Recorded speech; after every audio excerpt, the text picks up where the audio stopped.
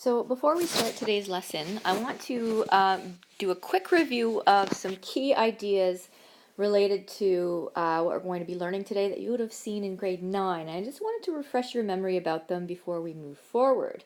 So the first concept is that you probably learned as OAT or OAT, and that stands for opposite angle theorem.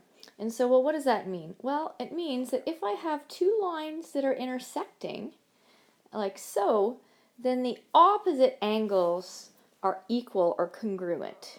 Okay, so for example, this little angle in here is directly across from this angle over here, and so we would say that they are equal to each other or congruent. In the same way, I have this angle right here, which is opposite this angle right here, and so I would say that they are also equal or congruent. So that is opposite angle theorem, and I'm hoping that you remember that. And that's going to come in handy when we're solving some of our triangles in this unit. Some other ideas that we can talk about are related to parallel lines. And so I think you probably call this, PLT or parallel line theorem. And so if I have two parallel lines, we will often indicate that, they're parallel by not just showing them. We can't assume that these two lines are parallel. In math, we indicate that by, little arrows. And if we have a line that crosses our set of parallel lines, that's called a transversal. I'm just going to draw one in. There it is. There's my transversal. And with the parallel lines and that transversal, I can see a bunch of relationships between the angles that I hope that you remember. So one of the parts of the parallel line theorem involve looking for patterns that are usually alphabetical letters of the alphabet. So I'm going to start with the first one. The first one that I think of is the Z pattern. So the Z pattern here, and if we were looking at this, we would know, and these are, by the way, called alternate angles. The alternate angles occur where we have these little corners of our Z. So for example, this little angle in here and this angle inside the corner here, those are going to be equal to each other. I could also sort of flip that backwards, that Z backwards. Let me get rid of it. This would be like, it's not really a Z anymore, but it still kind of follows the same pattern in that I have this angle right here that is an alternate angle to this one in here, and those would be equal. So those are our alternating angles. Now, another pattern that we see with parallel lines is the C pattern. And so the C pattern looks sort of like this. And so I know that the inside angles here, that is this angle right in here versus this one right in here, I know that those two angles have to add up to 180 degrees.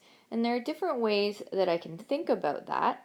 I can think about it using my Z pattern, for instance, right? So if I'm drawing in my Z pattern really quickly, I can see that I would have a Z pattern right here, just overlapping, right? And that means that this green angle that I have in here has to be equal to this angle right in here, right? That has to be true.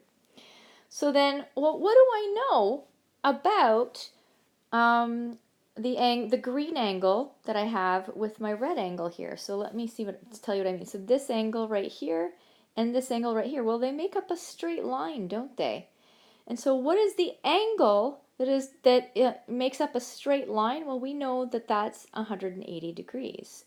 So if this whole thing is 180 degrees, red plus green equals 180 degrees, and this green angle is equal to this green angle, then I know that my red angle here and my green angle here is 180 degrees. And so those, we say, are supplementary angles. They add up to 180 degrees. So, a way I could show that would be if I were to call this angle right in here Y and call this angle up in here X, then I would say that x plus y has to equal 180 degrees, right? Okay, so that is another one. Now, there's lots of layers there, so I think what I'm going to do is just create a new set of parallel lines here. And I'm going to put 2 arrows to show that they're not parallel to the other set of parallel lines. And there's my transversal. And so I'm just going to make this a little bit longer here. And so remember, I'm going to go back to the other example for a second. Remember that C pattern that we saw, we could also do sort of like a backwards C almost here, and those inside angles would also be equal to each other, and so on and so forth. Now, on to, and you may remember, I'm not sure how many of you are going to remember this, but there's also the F pattern here. So, you know, the F pattern, and so the little ledges that are underneath our F, right? So for example, right here, I know that that angle is equal to this angle under the ledge here. And I'm not going to go through the whole details about why, but it's the same, it's very similar to what we saw with our C pattern. Now, I also could draw a backwards F. I could draw an F sort of along this way, and I would also see that I have this, that I have this angle and this angle as equal, right? Now, lastly, I'm going to get rid of that little ink layer. I could also draw, not to make things uncomplicated, an upside down F, like this, you know, and then I would know also that this angle here and this angle here would be equivalent to each other. So there are our parallel line theorems and our opposite angle theorems, and we're going to need to understand those in order to make sense of some of the ideas today. So today's topic is similar triangles, and we can talk about 2 triangles being similar if and only if all corresponding angles are equal. So let's write that out. All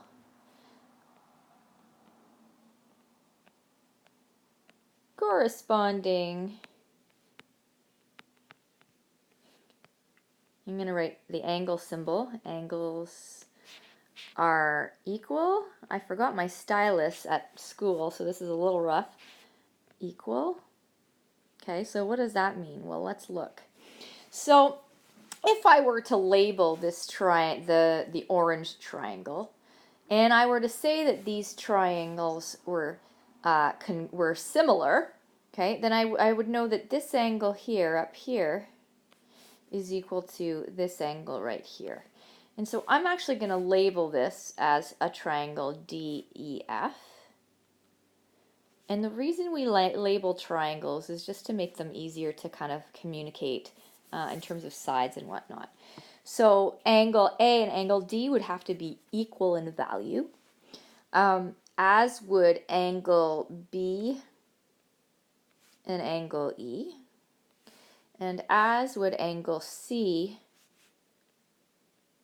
and angle F. And this is getting kind of crowded in here, but you see the way that I've indicated to the reader that those are the angles that are equal to each other, right? Using the bars. Now, I should also say that sometimes what you will see are symbols, and I'm just going to draw this really quickly in the margin. Sometimes if I were showing that angles were equal, I would give them the same symbol. So for example, a little dot, or maybe like a little X or something like that. Those are also symbols that show that 2 angles would be equal to each other. Okay, so so that's one thing. Now, so another thing that has to be true if 2 triangles are similar is that the sides are in proportion. So related sides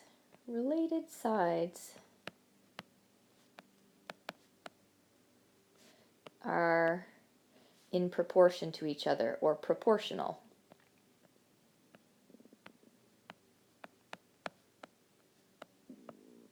There we go. So it's not to say that triangle ABC is equal in size to triangle DEF, they are in proportion, which means that if I were to kind of make DEF larger or smaller in a way that kept the sides proportional to ABC, any triangle that I would create would also be similar. Okay, so the angles are equal, but the sides are what we call proportional. So we indicate which sides are related to other sides when there are similar triangles. And this is really easy to see because these triangles I've intentionally oriented in the same way so that it's quite easy to see which sides are related to each other, but it won't always be that way. Sometimes triangles will be contorted around, and so we have to be able to figure out, well, which angles are the angles that are equivalent in each of the similar triangles. So the way that we do that is by indicating this in a specific way. So we say that triangle ABC, and this little squiggly line here means similar to, so is similar to triangle DEF. So by putting the letters in this order, we're letting the reader know that we're saying that angle A is the same size as angle D in our similar triangle. Angle B is of the same size and corresponds to angle E in the other triangle. And angle C corresponds to angle F in the other triangle. So simply by writing it in that order, you're letting the reader know which angles are corresponding in these triangles. So I want you to take a really close look at this expression down here at the bottom.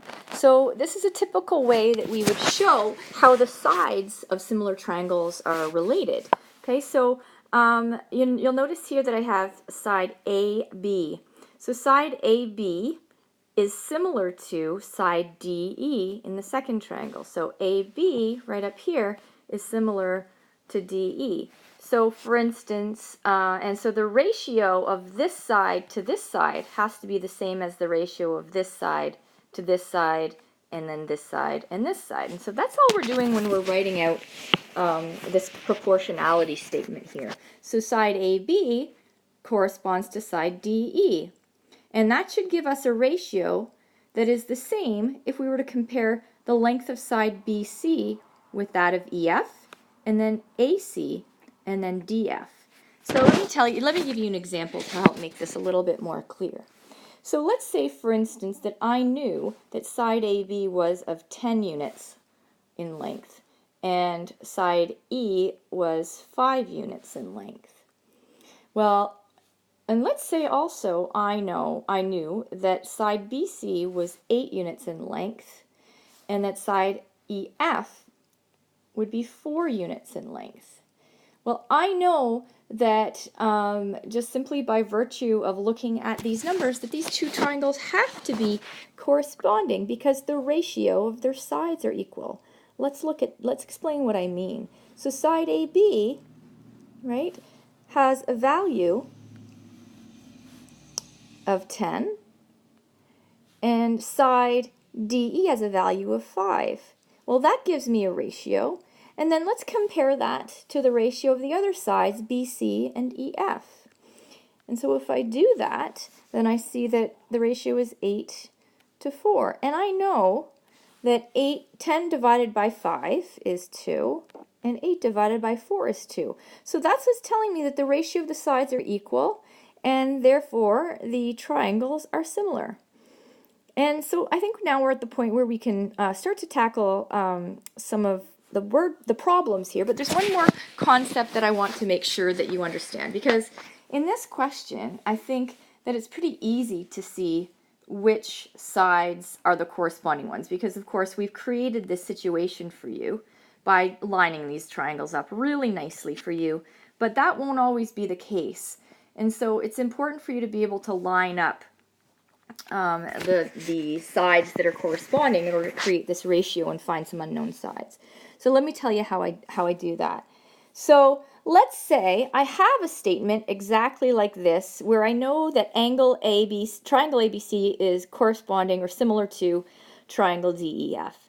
So that means that I know that angle D, and I'm going to just draw a little angle symbol here in my triangle, corresponds to angle D.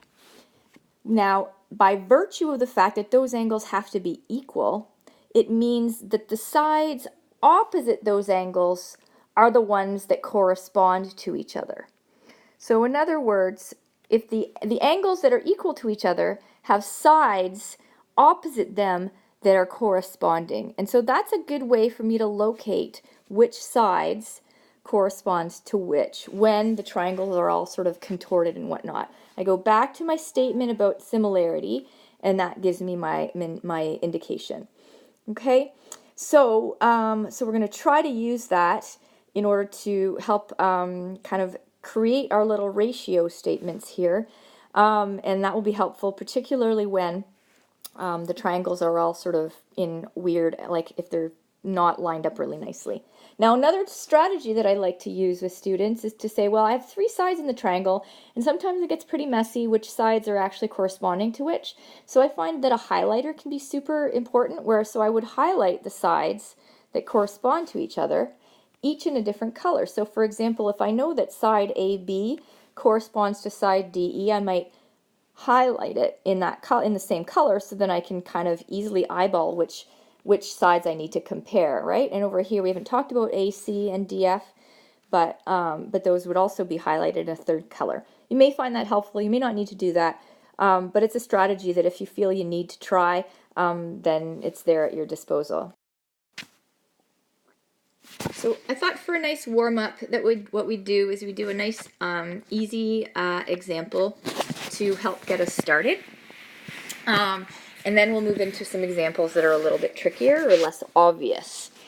So in this question, it's saying to us, given triangle ABC is similar to triangle DEF, find the measure of angle C and the length of DE.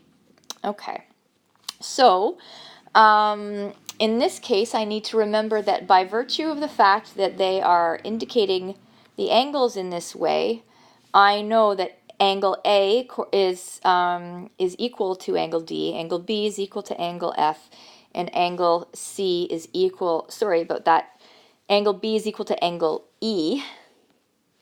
Let's go back. And then angle C is equal to angle F, right? So if they're asking me to find out what angle C is, that's this angle right here. And angle C corresponds to angle F. And so I can see over here that since angle F is 42 degrees, right, I can say that angle C is equal to angle F, and it's equal to 42 degrees. And that's all I really needed to do to answer that question, that part of the question, that is. Okay, and I also want to know the length of DE. So I'm going to go ahead and I'm just going to highlight DE. Okay, so you'll remember that in the last little bit I talked about how the angles tell us that the opposite sides are the ones that are related to each other. So in this case, angle F is the angle that is opposite the side that I'm looking for.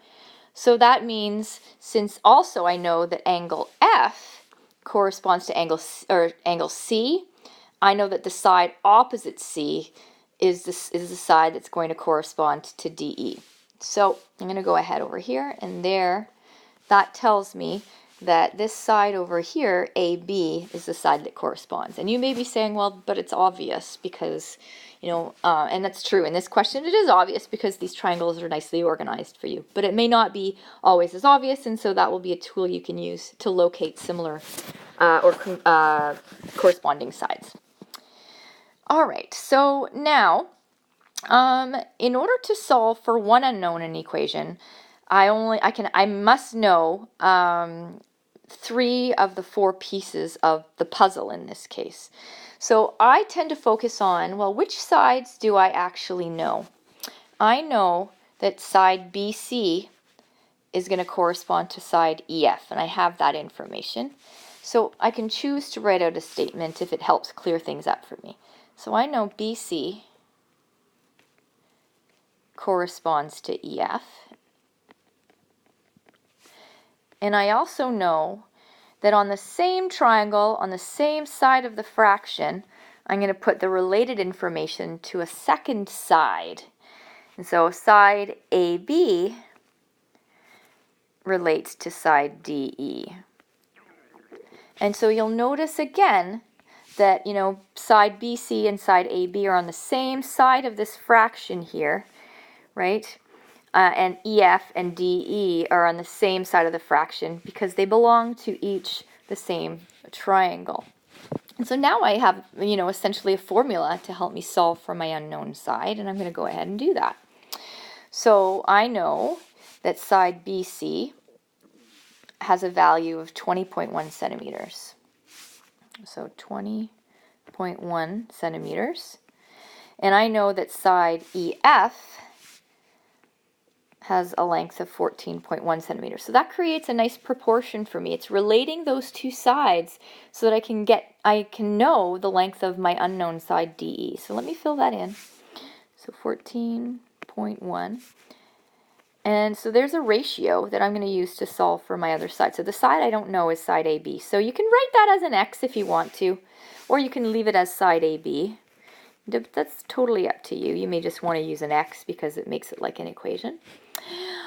But then, oopsies, I actually know the information there, so I can fill that in. And that is 12.1. And what I don't know is DE. So that's what I need to either put an X in or leave as DE. Now, I can flip these upside down. There's multiple ways I can solve this, but I think that the one that students find the most easy is just to simply cross multiply and then isolate. And so if I cross multiply my DE with my 20.1, I end up with 20.1 DE. And then 14.1 gets multiplied across with, I'm running out of room here, 12.1. And there we go. And so now I want to get DE all by itself, and I could work out what 14.1 times 12.1 is if I wanted to clean that up, but there's no need. I'm just going to divide out my 20.1. Whatever I do to one side, I'm going to do to the other. And when I go ahead and do that, I'm able to solve for side DE. And I'm getting approximately 8.488 blah blah blah. So I'm going to round to the nearest decimal, 8.5. I'm not going to forget that my units are centimeters, and I include that in my final response. So now I know that when I go over here to side DE, I know that this is 8.5 centimeters in length. And I want to also make sure, is that a reasonable answer for this question? Well, let's look at it, right? So I know that 12 is over here, 12.1 is smaller than 20. And so I'm expecting DE to be shorter in length than EF, and it is. So that seems like it's, proportionally makes sense. So I've gone ahead and I've solved that in a way that gives me a reasonable answer. All right, so hopefully you found that okay. We're going to move on to a more complicated question where we're going to use some of those skills that I talked about at the beginning of the beginning of this lesson. And so in this question, you can see that it's maybe not as obvious which sides are related to each other. And so I am going to help you with that. And sometimes in these questions, it's sometimes easier to start here. And you maybe have a guess already as to which sides are related, and that's great. But I've been wrong by guessing. So let's just go through the process of making sure that we're assigning these corresponding sides properly. So you'll remember, I'm going to focus here on these right angles, okay? So you'll remember that since G is a 90-degree angle and H is a 90-degree angle, those angles are the ones that are equal to each other, which means that the sides opposite them also are the sides that correspond to each other. So I'm going to choose to highlight this side and this side in the same color, indicating that they are the sides that correspond to each other.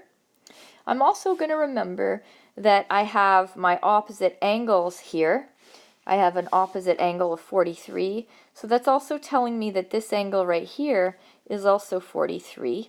And so that means that the side opposite that angle are equal to each other. So I'm going to highlight those in the same color as well, just to remind me that they're corresponding. And of course, I only have one set of sides left, and so I'm going to highlight those in a third color.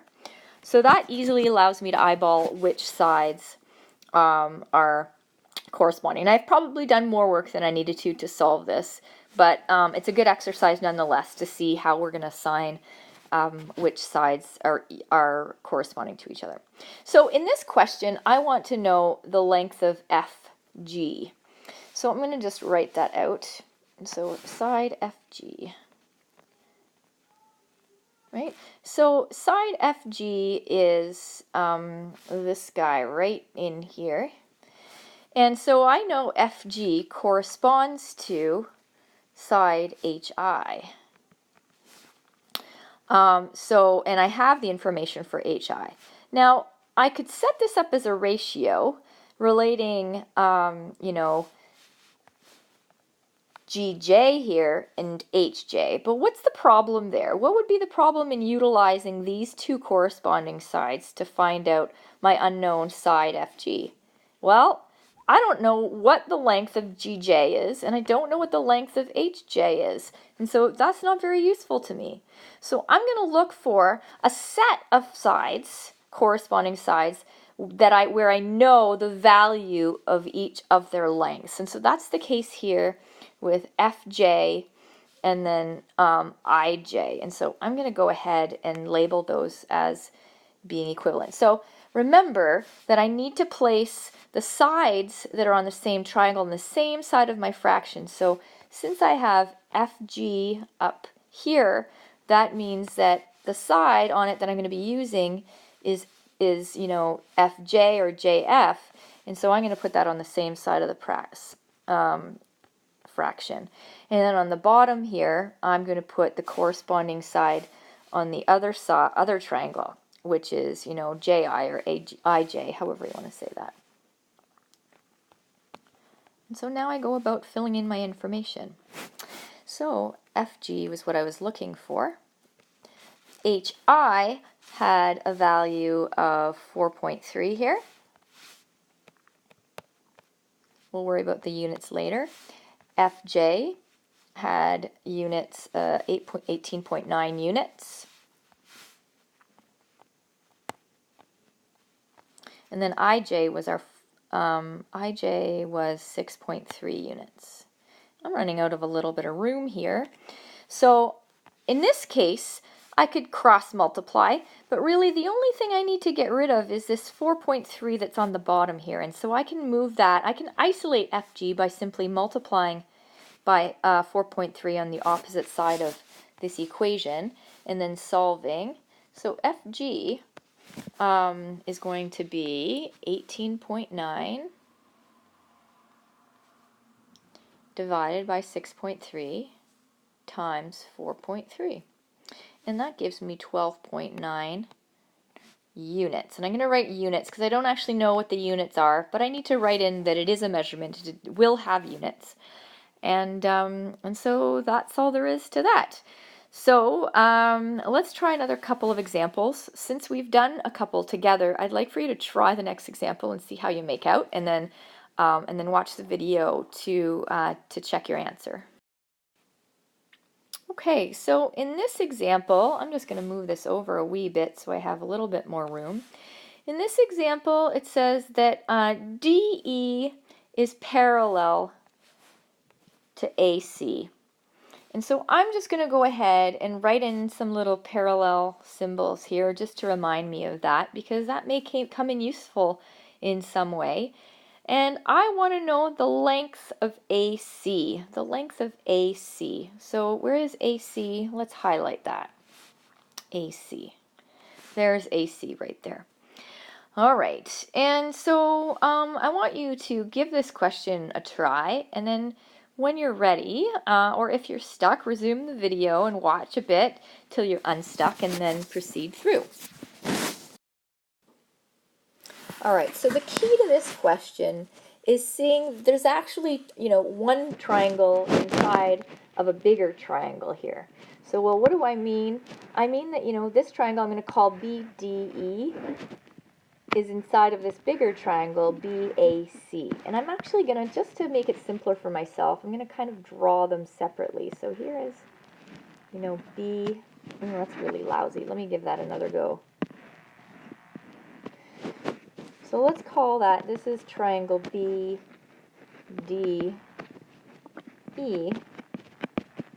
And then I have inside that the bigger triangle,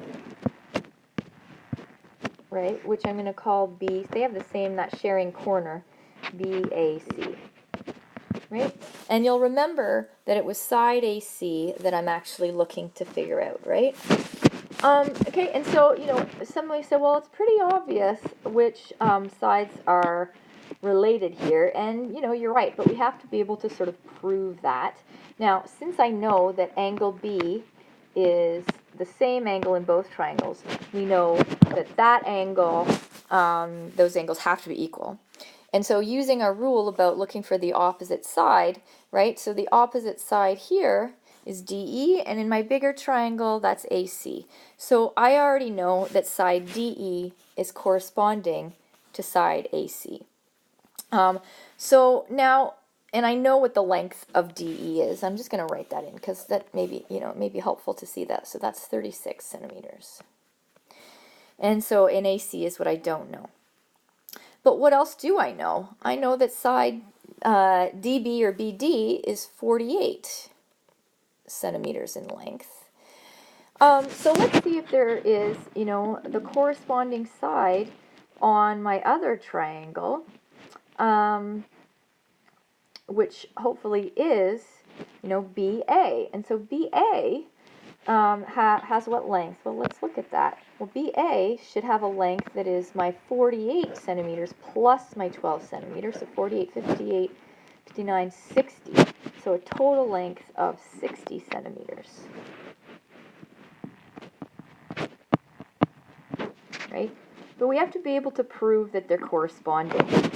And so right off the bat, you can say that they're corresponding, but let's just show how they're corresponding. So in order for that to be true, then I need to be able to say that this angle here has to be equal in size to that angle there, because of course here are the opposite sides, right? Opposite sides. So in order for that to be true, well, let's see. I can see that I have parallel lines, and anytime I have parallel lines, I'm going to be looking for one of those parallel line theorems. And I see an upside down F here. And so the upside down F tells me that, the inside little bits here have to be equal to each other. So I can go ahead now and say that side DB corresponds to side DA. So now let's write a statement about that. So I know that side AC corresponds to side DE. And on side AC, I have side AB that I know the value of. And so, here that is right here. And I also have the value of dB. So I'm going to fill that in, dB. So now let's write what we know in. I'm running out of room here, so let me just move some of this up.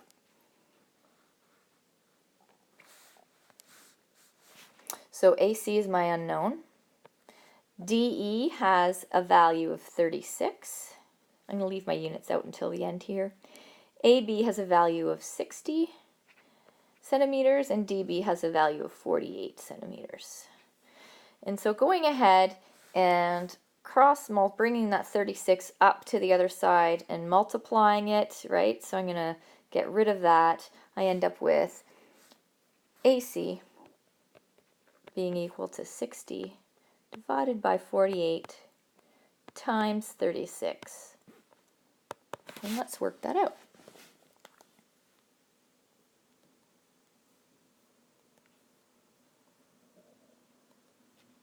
And that gives me a value of 45. So that is telling me that AC has a value of 45 centimeters. And that's right in here, 45 centimeters. And is that a value that makes sense? Sure it is. It's larger than 36. It's not hugely larger. So that seems like a reasonable answer in this case. I hope that you did okay with that, or if you didn't, that you were able to make sense of it once you saw the breakdown of the question. Let's look at another example. So you may be wondering what happened to example 4. I'm going to save that for a warm-up when we come back together. So we're going to move ahead to example number 5. So here's a word problem with a diagram, but the idea is that we have similar triangles here, and that we can use those similar triangles to help work through problems. So in this example it says, to find the length of a pond, a surveyor took some measurements. She recorded them on this diagram. What is the length of the pond? Right? And so when you survey, you can use similar triangles to help you find the measure of much larger and hard to measure objects or figures, right? So for example, finding the length of this lake might be difficult, but using a similar triangle and a scale model, then you might be able to do that a little bit more easily. And so really, well, what information in here am I trying to find out? I'm trying to find out this length right here, PN or NP, whichever you prefer. And so I'd like for you to try this question and see how you do. And when you're ready, you can come back and watch the video. Okay, so I have to use my opposite angle theorem in this case. I know that I have an opposite angle right here to this angle right in here. So those angles are opposite, which means that their sides are opposite each other. And so I know if I'm highlighting that this long hypotenuse and this long hypotenuse are equivalent to each other. And I also know that they've given me the measure of these little angles here as being 76 and then 76. So that tells me that the side opposite 76, this PN here, is corresponding to the side opposite this angle 76 over here. So I'm going to highlight it in red to show that they are corresponding. And then of course the last two sides also have to be correspond to each other, right? And so I'm going to choose, well, for sure I want to know the length of my PN up here. And so I'm going to call that PN, and I'm going to write a little equation using it. So PN, and PN corresponds to this side over here, which I have as 12 units long, or 12 meters long rather. And so I need to have another two pieces of information here. I don't have anything about the blue sides. I don't have anything about this and this. So I'm going to have to use my green sides, right? And so looking at my green sides, well, PN was on my larger triangle, and so I'm going to use the value of my larger green side, which is 5. And then divide that by the corresponding side on my small little triangle, which was 3 meters. Right? And so remembering again that, PN is on the same triangle as the side length 5, and same with the 12 and then the 3. They're on the same triangle, so same side of the fraction. Now I simply need to isolate PN, and so I'm going to bring that 12 upstairs and multiply by it. And so my expression, if you want to write out this step, and it's always a good idea when in doubt to write out your steps. So I'm going to do that. So 5 times 12 is 60. 60 divided by 3 is 20. And so it looks like my answer is 20 meters. And that is the length of my pond. So I need a therefore statement, just good form for a word problem. Therefore, the pond is 20 meters long. So I hope that you enjoyed this video, or you were able to make sense of it. I will be assigning you some homework that relates to some of the problems that we've done today. And please, if you're struggling with any of this, be sure to come and see me at lunch, and we can work through some problems at your own pace and on more of a one-on-one basis.